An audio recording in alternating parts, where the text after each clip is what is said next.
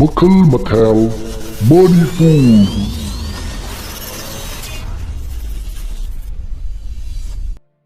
mayamgi nungaitaba lejariba Makhal Mathel Manipuri channel na mayambu ikoknona khoiromjari ngasi amu mayamgi damakta Manipuri horror story amamu puduna lakchari horror story asigi maming Soren Pokpa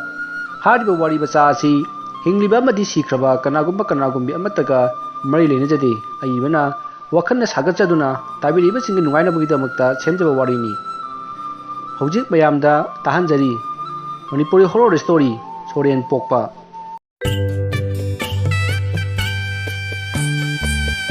Kungang amada ningthemjau kobu nupa ama lerami nupa asi subu nomba yamna kali ningthemjau luhongna matung chahi mari helakna phawba angang yawramde masida ningthemjau amadi magi nupi umoni mathwa yamna nungaikide masidagi matam khara haukhre umoni itha thajadana mirol lakhi ningthemjau amadi umoni yamna haraujaki aduga ningthemjauga yamna luna tinaba baigasu yamna harauki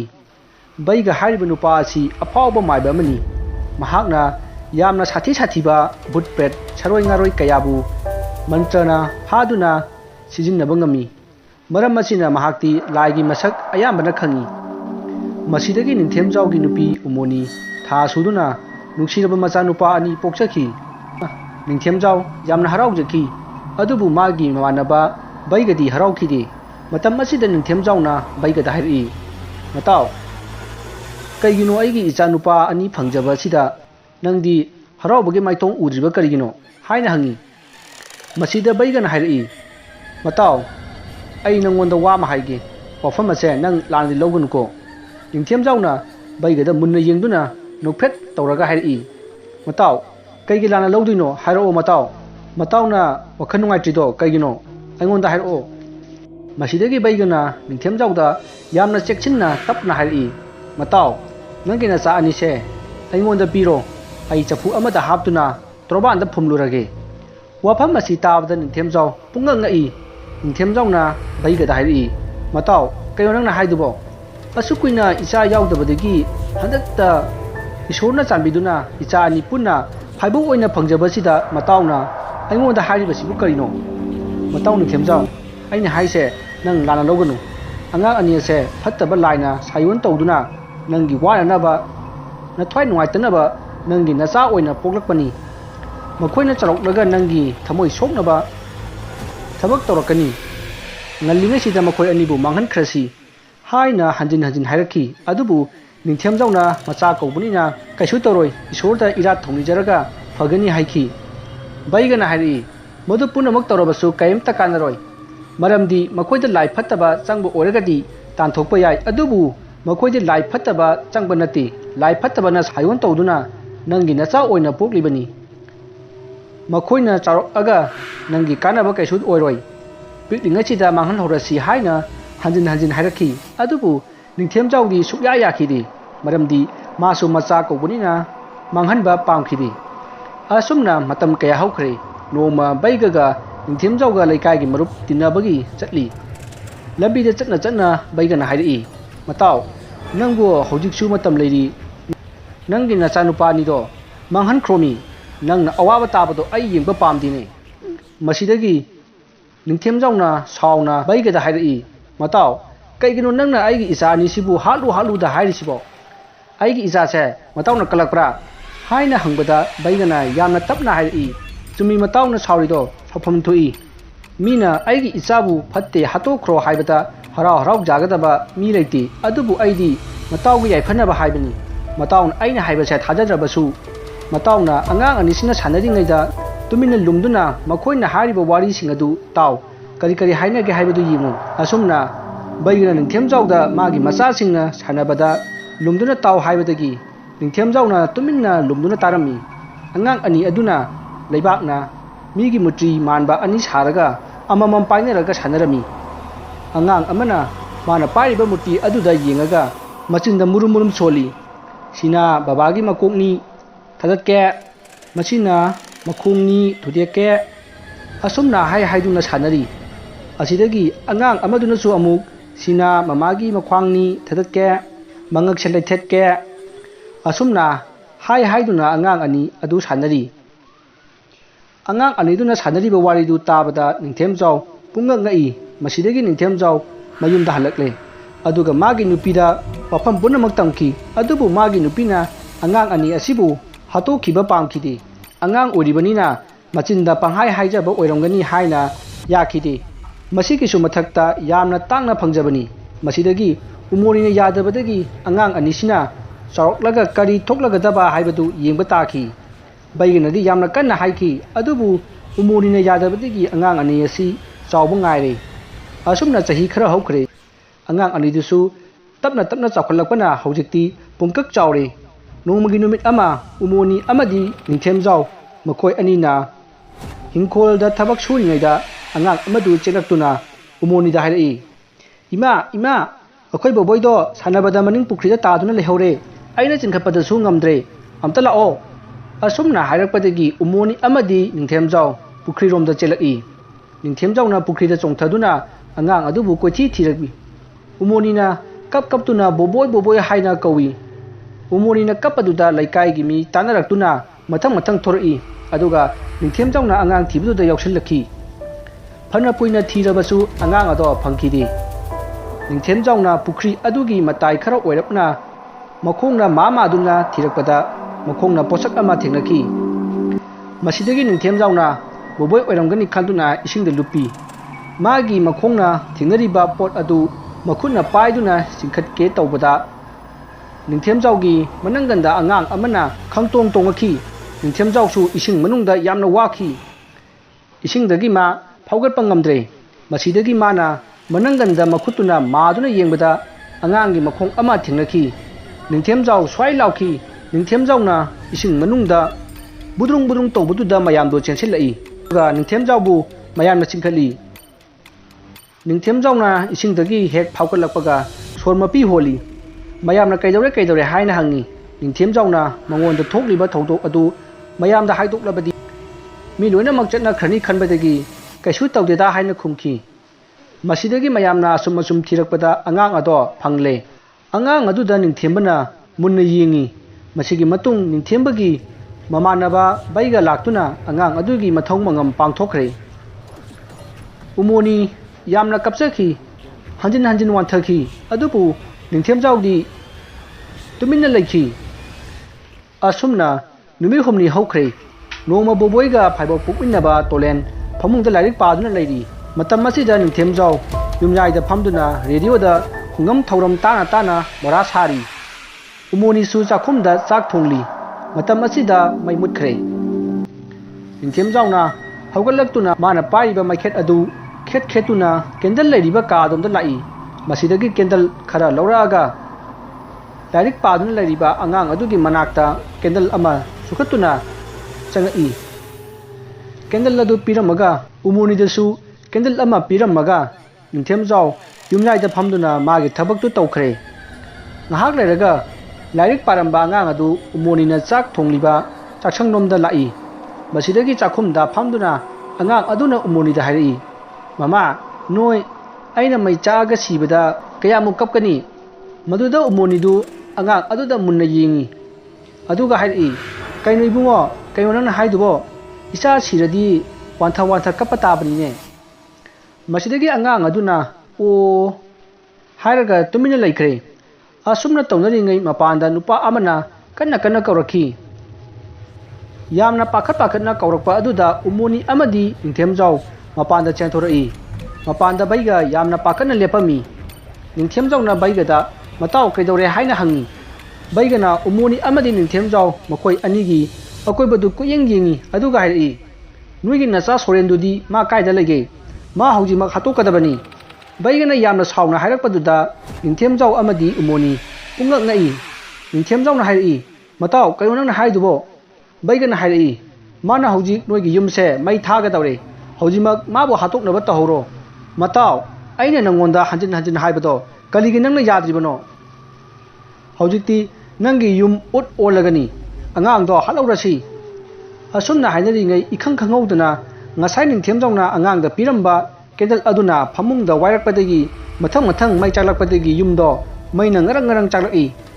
Matam asida umonina imungda magi macha lehowi lokthouge haina chenchilli maduda baigana ningthemjawda umonibu khamnaba haibadagi umonibu khamlami masidagi leikai miyam thongnaraktuna mai chaibadu kannaba honnarakhi adubu upai laikide yumadu tumna mai chakhi aduga angang adusu maina chakuna sikhi umonina baigada yamna saurami umorina baigada hairi tadana aigi icha kannaba honabada karigi khamlibano aina chenchillamlabadi icha do kanna ngamlangadabani karigi aibu khamlibano sirabasu icha gi damak sidokani nangena thau kari lege asumna chairakpa aduda baigana tapna hairi umoni icennadi sikraba angang ani se kanano khangre aduna makoina sikhibada nangna tengtharibani ai haige taw ngasai angang aduna nangonda ima aina mai chakuna sirabadi kayam kapkani haina hangpaduda nangna kapoi aidi nokani hairamlabadi ngachi chakliba maise chaklamoi madi noina karamna wagani karamna mai chak khangani haina khanduna ta leibani ngasi asukanna chakliba mai asida karigi mana ai mai chakle kanbiyu haijiba karigino karigi kapake khonjal tadribano modu punamak ningsingu angang do afaba angang nate nakoina mabu sikhibada tengtha nawoina kaplabadi nangi sagaida amu halakani aduna kapkanu toklo haina baigna hai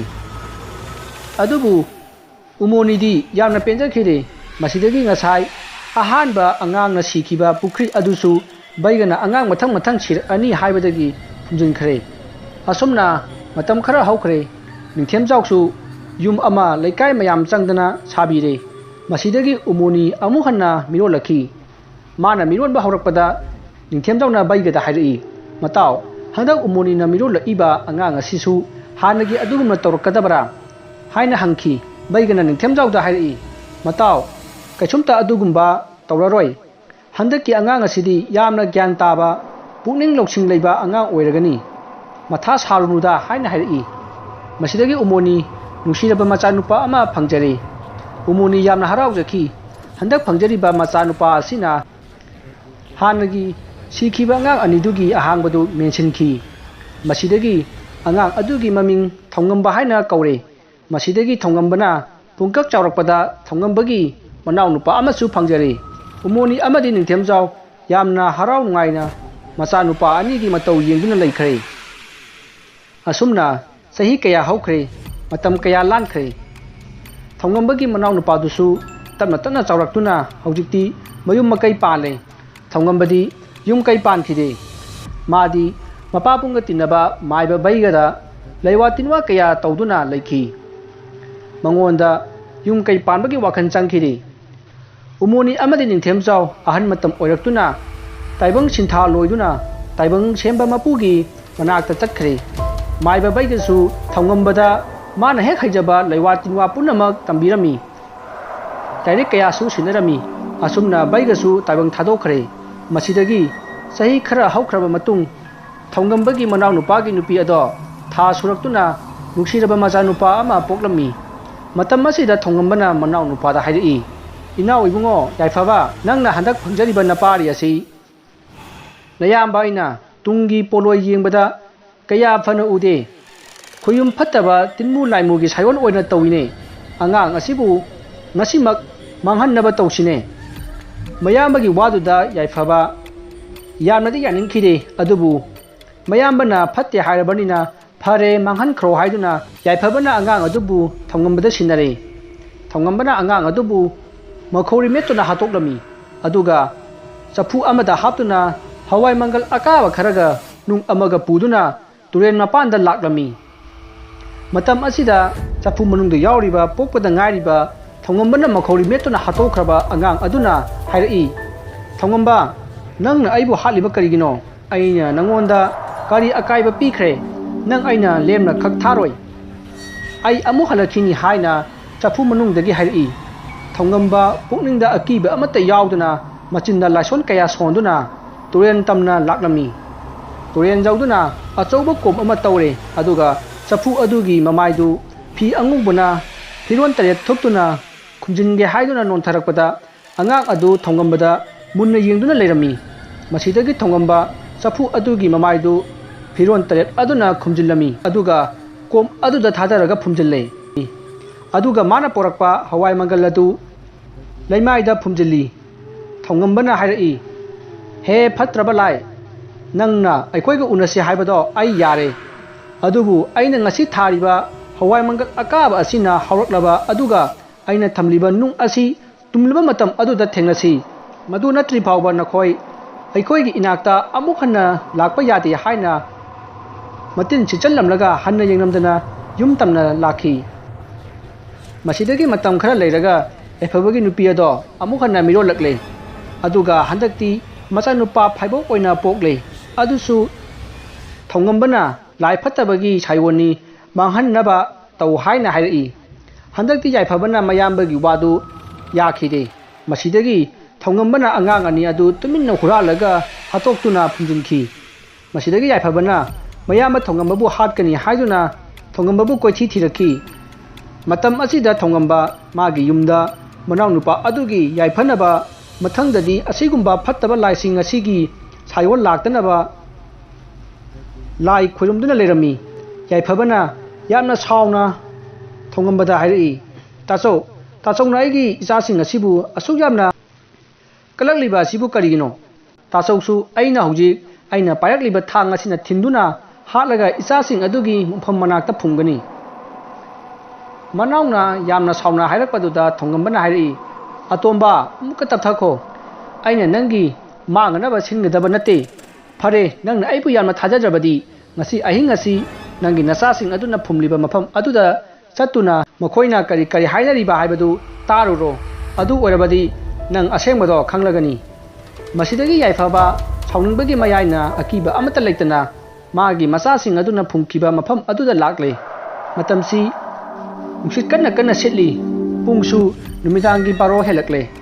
ꯃꯁꯤꯗꯒꯤ ꯌꯥꯏꯐꯕꯅ ꯃꯣꯡꯁꯣꯡ ꯑꯃꯗ ꯂꯨꯝꯗꯨꯅ ꯇꯨꯃꯤꯟꯅ ꯂꯩꯈꯤ ꯃꯁꯤꯗꯒꯤ ꯑꯉꯥꯡ ꯈꯔ ꯊꯣꯛꯂꯛꯇꯨꯅ ꯃꯊꯪ ꯃꯊꯪ ꯀꯧꯔꯛꯏ ꯑꯣ ꯇꯥꯆꯧ ꯑꯣ ꯇꯌꯥꯏ ꯊꯣꯔꯛꯑꯣ ꯋꯥꯔꯤ ꯍꯧꯔꯁꯦ ꯍꯥꯏꯅ ꯃꯊꯪ ꯃꯊꯪ ꯀꯧꯔꯛꯏ ꯃꯁꯤꯗꯒꯤ ꯑꯉꯥꯡ ꯃꯊꯪ ꯃꯊꯪ ꯊꯣꯔꯛꯏ ꯃꯇꯝ ꯑꯁꯤꯗ ꯌꯥꯏꯐꯕꯗꯣ ꯀꯤꯕꯅ ꯃꯈꯣꯡꯗꯒꯤ ꯃꯀꯣꯛ ꯐꯥꯎꯕ ꯇꯨ ꯆꯨꯡꯈꯤ ꯃꯁꯤꯗꯒꯤ ꯑꯉꯥꯡ ꯑꯃꯅ ꯍꯥꯏꯔꯛꯏ ꯇꯥꯆꯧꯅ ꯌꯥꯏꯐꯕꯒꯤ ꯃꯆꯥꯅꯤꯄꯥ ꯑꯣꯏꯅ ꯄꯣꯛꯂꯨꯕꯗꯨꯕꯨ ꯀꯔꯤꯒꯤꯅꯣ ꯃꯗꯨꯗ ꯑꯉꯥꯡ ꯑꯃꯅ ꯈꯨꯝꯂꯛꯏ ꯑꯩꯗꯤ ꯈꯔ ꯄꯨꯡꯀꯛ ꯆꯥꯎꯔꯛꯄ ꯀꯥꯟꯗ ꯏꯁꯤꯡꯗ ꯇꯥꯔꯒ ꯁꯤꯒꯦ ꯇꯧꯕꯅꯤ ꯑꯗ ꯃꯈꯣꯏꯅ ꯋꯥꯟꯊ ꯀꯞꯄꯗꯣ ꯎꯔꯒ ꯅꯣꯛꯀꯦ ꯇꯧꯕꯅꯤꯅꯦ ꯑꯗꯣ ꯃꯈꯣꯏꯒꯤ ꯃꯌꯥꯝꯕ ꯍꯩꯄꯥ ꯁꯥꯕꯗꯨꯅ ꯍꯥꯟꯅ ꯈꯪꯗꯣꯛꯈꯤꯗꯅ ꯑꯩꯕꯨ ꯍꯥꯠꯇꯣꯛꯂꯒ ꯃꯐꯝ ꯑꯁꯤꯗ ꯐꯨꯝꯂꯝꯂꯤꯁꯤꯅꯤ ꯁꯤꯗ ꯂꯩꯔꯤꯕ ꯅꯨꯡꯁꯤꯅ ꯇꯨꯝꯗ꯭ꯔꯤꯐꯥꯎ ꯍꯋꯥꯏ ꯃꯪꯒꯜ ꯑꯀꯥꯕꯁꯤꯅ ꯍꯧꯗ꯭ꯔꯤꯐꯥꯎ ꯃꯈꯣꯏꯒ ꯑꯩꯒ ꯎꯅꯕ ꯌꯥꯔꯣꯏ ꯍꯥꯏꯔꯝꯂꯒ ꯆꯠꯈ꯭ꯔꯦ ꯌꯥꯝ ꯐꯠꯇꯕ ꯃꯤꯅꯤꯅꯦ ꯃꯗꯣ ꯑꯗꯣ ꯅꯨꯅꯤꯅ ꯀꯔꯤꯒꯤ ꯌꯥꯏꯐꯕꯒꯤ ꯃꯆꯥ ꯑꯣꯏꯅ ꯄꯣꯛꯂꯨꯔꯤꯕ ꯉꯁꯥꯏꯒꯤ ꯊꯧꯉꯝꯕꯅ ꯍꯨꯔꯥꯜꯂꯒ ꯍꯥꯠꯇꯣꯛꯈꯤꯕ ꯑꯉꯥꯡ ꯑꯅꯤꯗꯨꯅ ꯍꯥꯏꯔꯛꯏ ꯑꯁ ꯇꯥꯆꯧ ꯑꯩꯈꯣꯏꯅꯤꯁꯨꯅꯦ ꯍꯌꯦꯡ ꯏꯕꯥꯅꯤꯅ ꯆꯥꯎꯔꯛꯑꯒ ꯏꯃꯥꯒ ꯕꯕꯥꯒꯅ ꯂꯧꯕꯨꯛ ꯆꯠꯈ꯭ꯔꯤꯉꯩꯗ ꯊꯥꯡ ꯑꯃ ꯄꯥꯏꯅꯔꯒ ꯌꯥꯟꯊꯠꯅꯔꯒ ꯍꯥꯠꯇꯣꯛꯅꯒꯦ ꯇꯧꯕꯅꯤ ꯏꯕꯥꯅꯤꯒꯤꯏꯍꯤꯡ ꯅꯥꯍꯤꯡ ꯃꯌꯥꯝꯗꯨ ꯎꯕꯗ ꯃꯈꯣꯏꯅ ꯋꯥꯟꯊ ꯀꯞꯄꯗꯣ ꯌꯦꯡꯉꯒ ꯅꯣꯛꯀꯦ ꯇꯧꯕꯅꯤ ꯑꯗꯣ ꯃꯈꯣꯏꯒꯤ ꯃꯌꯥꯝꯕꯗꯨꯅ ꯏꯕꯥꯅꯤꯕꯨ ꯇꯨꯃꯤꯟꯅ ꯍꯨꯔꯥꯜꯂꯒ ꯍꯥꯠꯇꯣꯛꯂꯒ ꯃꯐꯝꯁꯤꯗ ꯐꯨꯝꯂꯝꯂꯤꯁꯤꯅꯤ ꯑꯗꯨꯒ ꯍꯋꯥꯏ ꯑꯀꯥꯕ ꯅꯨꯡꯁꯤ ꯊꯅꯝꯃꯒ ꯆꯠꯈ꯭ꯔꯦ ꯌꯥꯝꯅ ꯆꯥꯛꯏꯗ ꯑꯁꯨꯝꯅ ꯃꯈꯣꯏꯅ ꯁꯥꯟꯅꯔꯤꯕ ꯋꯥꯔꯤꯗꯨꯗ ꯌꯥꯏꯐꯕ ꯒ꯭ꯌꯥꯟ ꯇꯥꯔꯛꯇꯨꯅ ꯌꯨꯝꯂꯣꯝꯗ ꯀꯟꯅ ꯆꯦꯜꯂꯛꯂꯦ ꯑꯗꯨꯒ ꯃꯥꯒꯤ ꯅꯨꯄꯤꯗ ꯄꯥꯎ ꯄꯨꯝꯅꯃꯛ ꯇꯝꯈꯤ ꯃꯁꯤꯗꯒꯤ ꯅꯣꯡꯉꯥꯜꯂꯒ ꯌꯥꯏꯐꯕꯅ ꯃꯌꯥꯝꯕꯗ ꯂꯥꯜꯂꯦ ꯍꯥꯏꯅ ꯈꯨꯔꯨꯝꯖꯔꯦ ꯃꯁꯤꯗꯒꯤ ꯊꯧꯉꯝꯕꯅꯁꯨ ꯀꯩꯁꯨ ꯈꯜꯂꯨꯔꯅꯨ ꯍꯧꯖꯤꯛꯇꯤ ꯍꯧꯈ꯭ꯔꯦ ꯍꯥꯏꯗꯨꯅ ꯉꯥꯛꯄꯤꯔꯦ ꯃꯁꯤꯗꯒꯤ ꯌꯥꯏꯐꯕ ꯑꯉꯥꯡ ꯑꯃ ꯐꯪꯖꯔꯦ ꯍꯟꯗꯛꯇꯤ ꯑꯐꯕ ꯑꯉꯥꯡ ꯑꯣꯏꯒꯅꯤ ꯍꯥꯏꯕꯗꯒꯤ ꯌꯥꯝꯅ ꯆꯥꯎꯅ ꯁꯨꯁꯇꯤ ꯄꯨꯖꯥ ꯇꯧꯖꯗꯨꯅ ꯍꯔꯥꯎ ꯅꯨꯡꯉꯥꯏꯕ ꯐꯣꯡꯗꯣꯛꯈ꯭ꯔꯦ ꯑꯁꯨꯝꯅ ꯃꯈꯣꯏ ꯅꯨꯡꯉꯥꯏ ꯌꯥꯏꯐꯅ ꯄꯥꯟꯈ꯭ꯔꯦ ꯋꯥꯔꯤ ꯑꯁꯤ ꯃꯇꯥꯡ ꯑꯁꯤꯗ ꯂꯣꯏꯖꯔꯦ ꯋꯥꯔꯤ ꯑꯁꯤꯗ ꯁꯣꯏꯈꯤꯕ ꯂꯥꯟꯈꯤꯕ ꯀꯌꯥ ꯌꯥꯎꯔꯕꯁꯨ ꯇꯥꯕꯤꯔꯤꯕꯁꯤꯡꯅ ꯄꯨꯛꯆꯦꯜ ꯆꯥꯎꯅ ꯉꯥꯛꯄꯤꯒꯅꯤ